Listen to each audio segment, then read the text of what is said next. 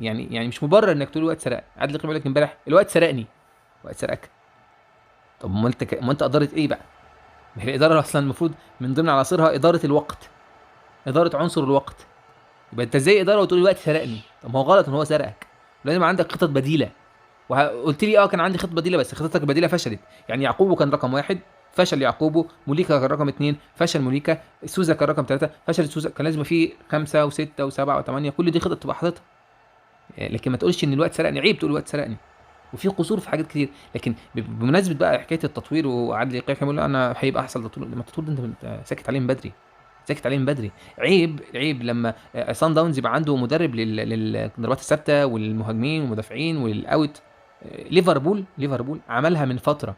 كان لازم انت تدخلها افريقيا، انت اللي تدخلها افريقيا، تدخلها مصر، ان يبقى عندك مدربين لتدريبات تخصصيه، وعندك كذا محلل، وعندك فريق الكشافه بتاعك الخاص بيك.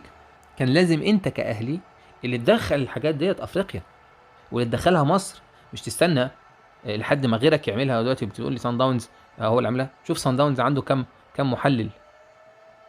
ايه يعني لما انت تعمل قلنا كذا مره على المعد النفسي دوت من قبل كده، وقلنا كذا مره على المحللين وفريق الكشافه والمدربين بتوع التدريبات التخصصيه. يعني انا سامع دلوقتي انت بتقول لك ايه، معانا مسؤول تغذيه وبيدي اللعيبه عناصر فيها كالسيوم وفيها مش عارف عناصر ايه عشان نقص الاكسجين اللي ممكن يتعرضوا ليه في الكاميرون. حلو، شكل عملي دوت وعلمي. هل عملته في جنوب افريقيا؟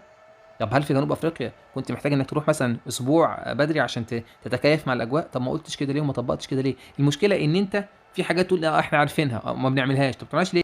ما بنعملهاش ليه؟ معكش فلوس؟ طب ما كنت تطلع من زمان تقول معيش فلوس. لكن لما انت بتلاقيك بتصرف في حاجات تانية والحاجات المهمه ما بتصرفش. يعني مثلا هو المعد النفسي ده هيكلفك كام؟ ما جبتوش من زمان ليه؟ يعني مدرب اللي هتزوده للتدريبات التخصصيه هيكلفك كام؟ يعني واحد مثلا زي مثلا نقول مين، احمد بلال ولا عماد متعب ولا مهاجمين دول، لو ولا وليد سليمان لو كانوا خدوا كورسات من زمان وجم عملوا الحكايه ديت، كان هيكلفك كام؟ المحللين مش هيكلفوك كتير. انا مش شايف ان هم هيكلفوك كتير. ده انت اللي صرفته على الاصابات لو كنت جبت بيه دكتور محترف من بره، من المانيا، برضه مش هيكلفك كتير. في حاجات كتير بتتاخر عليها، الناس تقعد تزن عليك. فريق الكشافه دوت بقى لنا كذا سنه عندنا لجنه التخطيط. ما هو الكشافه دوت يعني حاجه تانية غير لجنه التخطيط، برضه صابر عليه من زمان ليه؟ ليه مش عاوز تغير؟ ليه مش عاوز تتطور؟